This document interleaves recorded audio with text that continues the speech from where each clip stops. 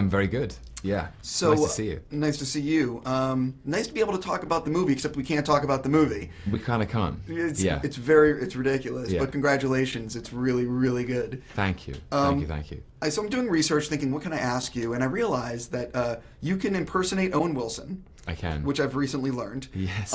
You can dance, which Right. I've recently learned. Yeah. This is thanks to the internet. Yeah. So what exactly can't you do that, because it seems like every time I see you online, you're doing something that people are like, oh, he can do that too. There are so many things I cannot do.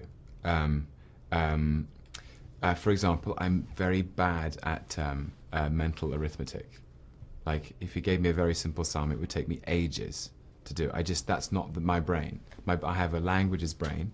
I have, I guess I have a musical ear, but maths was never my strong suit. Painting, terrible at painting. If you gave me an apple to draw, it would take me hours to draw the apple. Okay, see, there are things you would admit that you are not talented at certain things. Yeah. Okay. Yeah. Now, I can't play the organ. Can you play the organ? Not at all, but I've never tried. Yeah. I can't play the tuba, although I did play the trumpet once as a kid.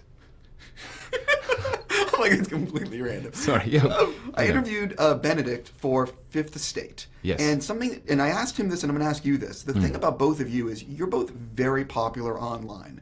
And I'm sure you're aware of this, but both you guys are like in the crosshairs of right. Tumblr and all these sites, very interested. What is it like being in the center of that kind of whirlwind, if you will? Well, I try to stay away from it, to be honest, is because I think it becomes a distorted reflection.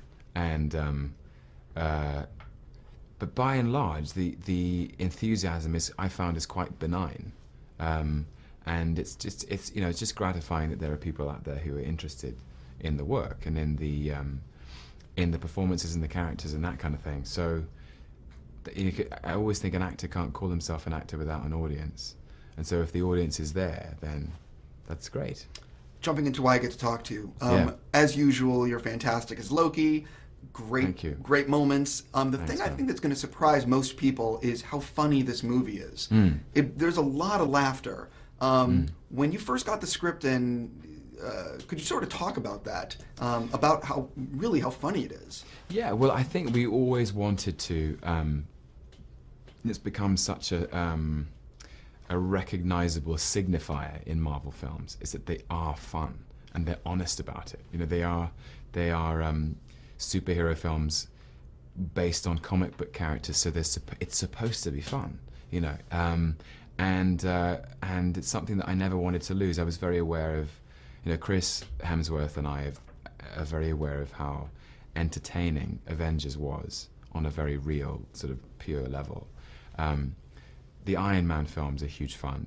Captain America is huge fun. There is Marvel make fun films, and we didn't want this one to lose that. And Alan Taylor was amazing at kind of coming in saying, let's deepen the world of Asgard. Let's take the characters on slightly darker journeys.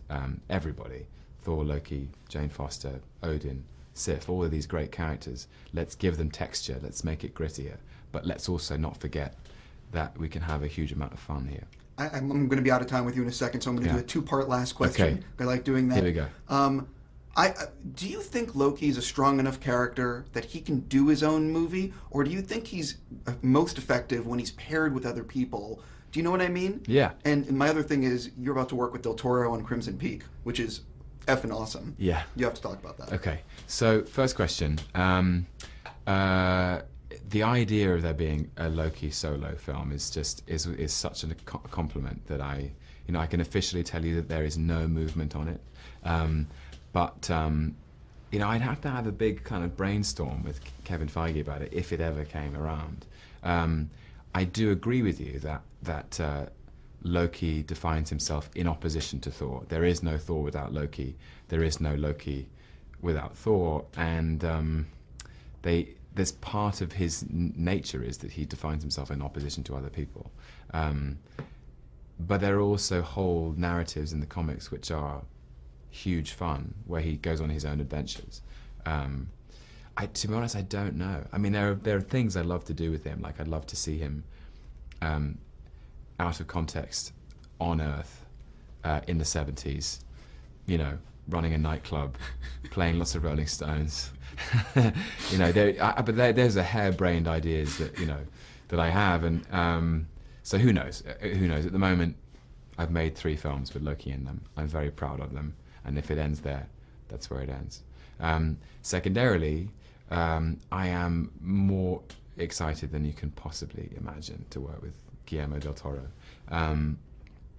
particularly as he has confessed that this is a return to his particular passion, which is Gothic romance, horror, and the evolution of ghost stories from a very particular 19th century moment in literature, where, you know, an exploration of darkness comes from intimate, intricate human relationships, all of which is explored in Crimson Peak, and those relationships will happen between myself and Jessica Chastain, Mia Wasikowska, and Charlie Hunnam.